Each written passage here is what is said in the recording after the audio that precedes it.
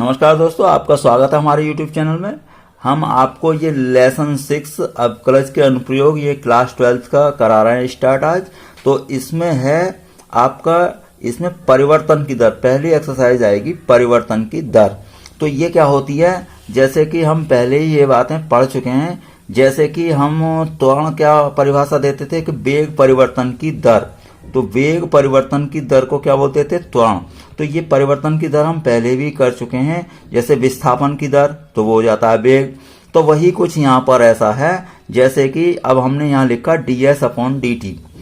तो ds/dt का मतलब है t के सापेक्ष, अब ये दूरी है अगर, या s जो भी कह रहे हैं हम, तो विस्थापन है तो दूर यानी समय के सापेक्ष s के परिवर्तन की दर।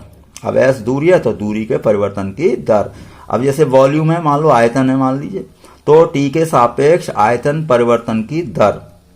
अब d/dt यानी क्षेत्रफल हो अगर, तो क्षेत्रफल के परिवर्तन की दर। अब इसे ऐसे भी कह सकते हैं परिवर्तन की समय दर, तो ये समय के साथ दर हैं।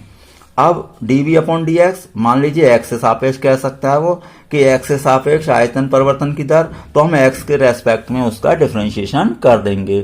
तो डिफरेंशिएशन वास्तव में ये जो होता है अवकल गुणांक, ये एक फंक्शन में मतलब परिवर्तन दूसरे फंक्शन के सापेक्ष निकाल दिया जाता है, इसी को हम बोलते हैं अवकल गुणांक। जैसे मान लीजिए ये dy/dt/dx होता है, तो अब ये मैंने y में परिवर्तन लिखा है डेल्टा y और x में परिवर्तन है डेल्टा x। इन दोनों परिवर्तन के अनुपात को ही कहते हैं x के सापेक्ष y का अवकलन। तो ये अवकलन परिवर्तन की ही दर होती है। अब वो किसके सापेक्ष है वो दे देगा कि समय के सापेक्ष परिवर्तन की दर, x के सापेक्ष, या त्रिज्या है उसके सापेक्ष। तो चलिए हम एक्सरसाइज करते हैं तो और क्लियर हो जाएगा। 6.1 एक्सरसाइज, जैसे वृत्त के क्षेत्रफल परिवर्तन की दर, इसकी त्रिज्या r के सापेक्ष ज्ञात कीजिए, जबकि त्रिज्या r बराबर 3 हो एक पार्ट और दूसरा पार्ट है r बराबर 4 हो। तो मैं एक पार्ट करता हूं भाई। r बराबर आपने 3 सेंटीमीटर लिख लिया। अब वृत्त का क्षेत्रफल हम जानते हैं कि a बराबर होता है πr²। अब देखिए हम t के सापेक्ष नहीं करेंगे अब, क्योंकि उसने खुद कहा है कि त्रिज्या r के सापेक्ष परिवर्तन की दर बताइए आप। तो मैं करूंगा क्या, differentiating with respect to r। तो r के सापेक्ष हम अवकलन करेंगे, तो देखिए dA/dr लिखेंगे। r² का क्या होगा आपका 2r, और पाई तो है ये, तो 2πr आ जाएगा। अब r की वैल्यू है तो रख दो, 3 है तो 6π। अब देखिए कैसे लिखेंगे मात्रक, क्षेत्रफल का तो आपका यूनिट हो गया सेंटीमीटर स्क्वायर, और अपॉन r है तो r का सेंटीमीटर, तो मात्रक आप ऐसे ही लिखेंगे सेंटीमीटर स्क्वायर पर सेंटीमीटर। ये नहीं ऐसे कैंसिल कर दें, नहीं, तो ये हम ऊपर क्षेत्रफल का मात्रक ही रहने देंगे और नीचे त्रिज्या का, तो सेंटीमीटर स्क्वायर पर सेंटीमीटर। अब मान लीजिए dt होता तो सेंटीमीटर स्क्वायर पर सेकंड लिख देते। तो इसे हम कहते हैं परिवर्तन की दर। काफी सिंपल क्वेश्चन है, मैं और आगे कराता हूं। एक घन का आयतन 8 सेंटीमीटर क्यूब प्रति सेकंड की दर से बढ़ रहा है। पृष्ठ क्षेत्रफल किस दर से बढ़ रहा है, जबकि इसके किनारे की लंबाई 12 सेंटीमीटर है। तो अब इसमें क्या करें भाई, ये घन है तो हमने घन की जो भुजा होती है या किनारा बोलते हैं, यानी कि तो उसे हम x मान लें, घन की भुजा। अब घन की भुजा को कोर भी बोलते हैं, घन की कोर को किनारा कर दिया इन्होंने, कोई बात नहीं है। तो माना घन की भुजा कितनी है, x सेंटीमीटर लंबी है, जहां x दे रखा है 12 है, तो हमने x का मान उतार लिया 12 है।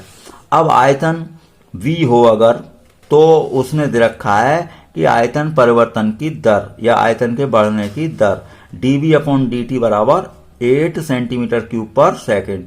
अब देखिए बढ़ने की दर होगी तो प्लस लिखते ही है, और घटने की दर हो कभी तो उसे माइनस लिख देंगे। अब प्लस लिख दिया हमने यहाँ पर, देखो कोई चिन्ह नहीं लगाते हैं तो प्लस ही माना जाता है।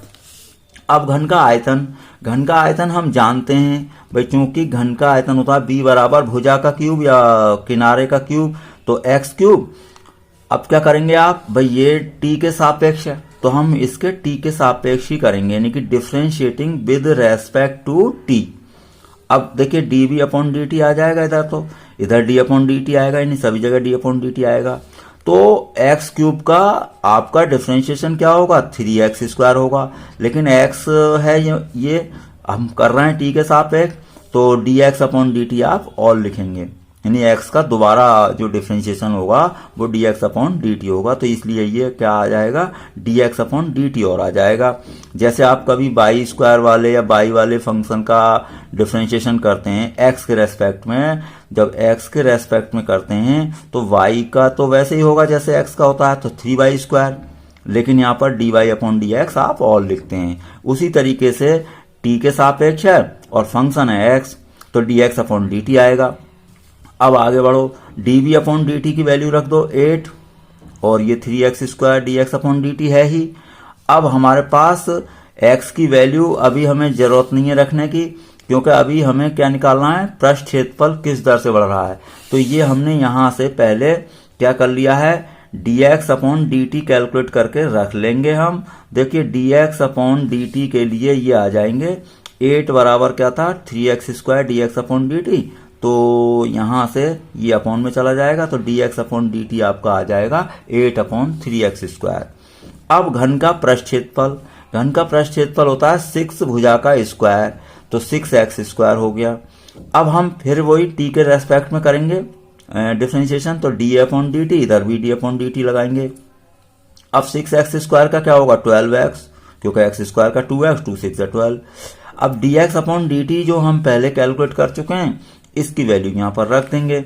अब ये रख दी तो एक x इससे कैंसिल हो जाएगा और 3 से ये कैंसिल हो जाएगा, 3 4 12, अब 4 8 32/x। अब x की वैल्यू उसने दे रखी थी, तो वो x की वैल्यू कितनी दे रखी थी, 12 थी। x की वैल्यू आपकी कितनी है, 12, तो ये हमने यहाँ पर 12 रख दिया और इसे कुछ कैंसिल हो जाए तो कैंसिल कर दो, 4 3 12 और 4 8 32, तो 8/3 cm² पर सेकेंड। तो ये आपका क्वेश्चन नंबर 2 था। चलिए क्वेश्चन नंबर हम 3 ले रहे हैं। 3 में क्या है, एक वृत्त की त्रिज्या है समान रूप से इतनी दर से बढ़ रही है, ज्ञात कीजिए कि वृत्त का क्षेत्रफल किस दर से बढ़ रहा है जबकि त्रिज्या 10 सेंटीमीटर है। तो यहाँ पर त्रिज्या के परिवर्तन की दर है एक तरह से, और हमें क्षेत्रफल परिवर्तन की दर निकालनी है। कोई बात नहीं, पहले मान लो, माना वृत्त की त्रिज्या कितनी मान लें, r मान लें, तो क्या दिया है हमें, dr/dt। ये क्या है, dr/dt दिया है आपका 3 सेंटीमीटर पर सेकेंड, और r की वैल्यू उन्होंने अलग से रखी है, 10 है। अब वृत्त का क्षेत्रफल की परिवर्तन की दर निकालनी है, तो वृत्त का क्षेत्रफल लिख दिया हमने फॉर्मूला, a बराबर क्या होता है, πr², differentiating with respect to t करना ही है, तो इधर तो हो जाएगा d/dt और ये d/dt। अब वैसे ही होगा, r² का 2r और पाई ये है 2πr, लेकिन r का दोबारा होगा तो dr/dt लगाना पड़ेगा आपको। अब इन सब की वैल्यू रख दो, 2πr की वैल्यू क्या रख दी, 10, और dr/dt की वैल्यू कितनी थी आपके पास, 3, ये सब वैल्यू रख दी, तो 60π, और ये क्या है, क्षेत्रफल है। क्षेत्रफल का यूनिट आपको पता है cm², तो cm² प्रति सेकेंड। ये क्वेश्चन नंबर आपका 3 हो चुका है। 4th क्या है, एक परिवर्तनशील घन का किनारा, ये क्या है, परिवर्तनशील है, तो परिवर्तनशील घन का किनारा 3 सेंटीमीटर प्रति सेकंड की दर से बढ़ रहा है। घन का आयतन किस दर से बढ़ रहा है जबकि किनारा 10 सेंटीमीटर लंबा है। मतलब अब घन का किनारे की दर दे रखी है, अगर घन का किनारा हम x मान रहे हैं तो dx/dt आपको दिया है।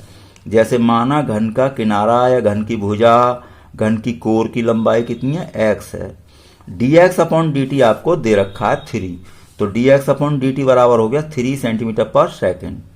अब x तो 10 है, हमें तो आयतन की बात करनी है, तो घन का आयतन हो जाएगा b बराबर भुजा का क्यूब, तो किनारे का क्यूब, तो x³। अब differentiating with respect to t करेंगे ही, तो dv/dt आएगा, इधर d/dt लगाया तो 3x², x का दोबारा dx/dt हो जाएगा।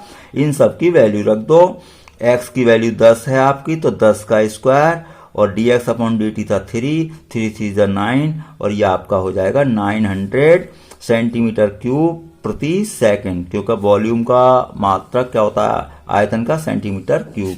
तो ये आपका क्वेश्चन नंबर 4 हो चुका है। अगला क्या है 5th, एक स्थिर झील में एक पत्थर डाला जाता है और तरंगें वृत्तों में 5 सेंटीमीटर प्रति सेकंड की गति से चलती हैं। जब वृत्ताकार तरंग की त्रिज्या 8 सेंटीमीटर, तो उस क्षण घिरा हुआ क्षेत्रफल किस दर से बढ़ रहा है। यानी कि हमें यहाँ पर भी क्या है, जैसे वृत्त की त्रिज्या r हो तो dr/dt तो आपका ये हो जाएगा, और क्षेत्रफल a हो तो dA/dt हमें ज्ञात करना है। तो हम क्या करें, माना वृत्ताकार तरंग की त्रिज्या r मान ली, r आपका 8 है और क्या दिया है, dr/dt दे रखा है आपको, dr/dt कितना 5, तो 5 सेंटीमीटर प्रति सेकंड। अब वृत्त का क्षेत्रफल लिखा हमने, a बराबर πr², differentiating with respect to t करना ही है, तो dA/dt हो जाएगा d/dt πr², इसका 2πr होगा क्योंकि r² का क्या हो जाएगा 2r और पाई ये है, तो 2πr, r का दोबारा dr/dt। आपने वैल्यू रख दी, dr/dt कितना 5 है तो ये 5 रख दिया, r की वैल्यू 8 रख दी, 5 8 जा 40 और ये 80। अब क्षेत्रफल है, चूंकि क्षेत्रफल का मात्रक क्या होता है सेंटीमीटर स्क्वायर, तो सेंटीमीटर स्क्वायर प्रति सेकंड। क्वेश्चन नंबर 6 क्या है, एक वृत्त की त्रिज्या 0.7 सेंटीमीटर प्रति सेकंड की दर से बढ़ रही है। इसकी परिधि की वृद्धि की दर क्या है जब r बराबर इतना, तो ये त्रिज्या की दर है, यानी dr/dt दे रखी है, तो हमने यहाँ पर r दे ही रखा है, dr/dt भी हमें पता चल गया है। परिधि क्या होती है, परिधि को हमने p सपोज कर लिया है, तो वृत्त की परिधि p बराबर हो गई आपकी 2πr होती है परिधि का फॉर्मूला। अब इसका differentiating with respect to t, तो dp/dt d/dt 2πr। अब यहाँ पर 2π ऐसे ही रहेगा, r का डिफरेंशिएशन क्या हो गया t के रेस्पेक्ट में dr/dt, इनकी वैल्यू रख दें आप 2 और ये पाई और 0.7, तो आपका आंसर ये बन जाएगा 1.4 पाई सेंटीमीटर पर सेकंड। अब देखिए आप ऐसे ना करें, अगर ये देखिए यहाँ 7 है और पाई की वैल्यू 22/7 होती है, 7 कैंसिल हो सकता है, तो आप चाहे ये इधर से ऐसे कर दें, इसकी बजाय आप पाई की वैल्यू रख दें तो ये भी आंसर हो सकता है, या ये कर लें, कैसे भी कर लें आप, चाहे इस लाइन के बाद ये लिख लें या इस लाइन के बाद ये, और ये पाई की वैल्यू रख दी। पाई की वैल्यू तब हम चाहे रख सकते हैं जब देखें कि ऊपर कोई ऐसी संख्या हो जो 7 से कट सकती हो, क्योंकि पाई की वैल्यू 22/7 होती है। तो चलिए ये क्वेश्चन नंबर आपका 6 हो चुका है। क्वेश्चन नंबर 7 पर आइए। एक आयत की लंबाई x, 5 सेंटीमीटर प्रति मिनट की दर से घट रही है। देखिए घटने के लिए मैंने बताया था माइनस चिन्ह लगाएंगे, तो dx/dt -5 हो चुका है, और चौड़ाई y 4 सेंटीमीटर प्रति मिनट की दर से बढ़ रही है, तो ये प्लस आएगी dy/dt, और x दे रखा है 8 सेंटीमीटर और y दे रखा है 6 सेंटीमीटर। तब आयत के नंबर 1 पार्ट परिमाप, नंबर 2 क्षेत्रफल के परिवर्तन की दर निकालनी है, यानी कि 2 पार्ट होगा इसके। तो चलिए हमने x y और ये सब नोट कर लिए, dx/dt माइनस लिखना पड़ेगा, मैंने बताया घटने की दर है, घट रही है वो, समझे। तो अब dy/dt बढ़ रही थी, तो ये हो गया आपका प्लस। नंबर ए पार्ट, आयत का परिमाप हम जानते हैं 2 गुणा ब्रैकेट में लंबाई प्लस चौड़ाई। अब लंबाई x है, चौड़ाई y है, differentiating with respect to t, तो dp/dt हो गया 2 और x का डिफरेंशिएशन dx/dt, y का dy/dt, इनकी वैल्यू रख दें। dx/dt आपके पास कितना है, माइनस का 5 है, वो तो माइनस का 5 है, और dy/dt प्लस का 4 है। अब देखिए 4 - 5 क्या बचेगा, -1, 2 से मल्टीप्लाई कर दें, -2 सेंटीमीटर प्रति मिनट, क्योंकि परिमाप का मात्रक तो सेंटीमीटर ही बनेगा। अब सेकंड पार्ट है इसका, आयत का क्षेत्रफल, तो आयत का क्षेत्रफल हम जानते हैं लंबाई गुणा चौड़ाई, तो x × y, differentiating with respect to t। अब देखिए d/dt लिखा हमने, d/dt, अब ये 2 फंक्शन गुणा में है, तो फर्स्ट इंटू सेकेंड वाला अवकलन लगेगा, तो पहला गुणा दूसरे का अवकलन, यानी कि x × dy/dt plus y × dx/dt, इनकी वैल्यू रख दें आप। dy/dt की वैल्यू थी आपके पास 4 प्लस 6 × dx/dt की वैल्यू थी -5, तो 8 4 32, और ये माइनस का 30 6 5 जा, और ये आपका कितना आया 2 आ जाएगा सेंटीमीटर स्क्वायर प्रति मिनट। क्षेत्रफल का मात्रक क्या होता है सेंटीमीटर स्क्वायर। तो ये आपका क्वेश्चन नंबर 7 है। चलिए 8 करते हैं। एक गुब्बारा जो सदैव गोलाकार रहता है एक पंप द्वारा 900 सेंटीमीटर क्यूब गैस प्रति सेकंड भरकर फुलाया जाता है। गुब्बारे की त्रिज्या के परिवर्तन की दर ज्ञात करो जबकि त्रिज्या इतनी है। कहने का मतलब हमें यह है कि dr/dt आपको ज्ञात करना है, और ये क्या है सेंटीमीटर क्यूब से पता चला है आयतन है, तो dv/dt आपको दे रखा है। चलिए हम त्रिज्या मान लेते हैं। माना त्रिज्या r है और r बराबर कितनी है 15 सेंटीमीटर है। आयतन v हो तो ये dv/dt आपको दे रखा है 900 सेंटीमीटर क्यूब पर सेकंड। मात्रक का खास ख्याल रखें आप। अब dr/dt ज्ञात करना है। गुब्बारे का आयतन हम जानते हैं v बराबर 4/3 पाई r क्यूब।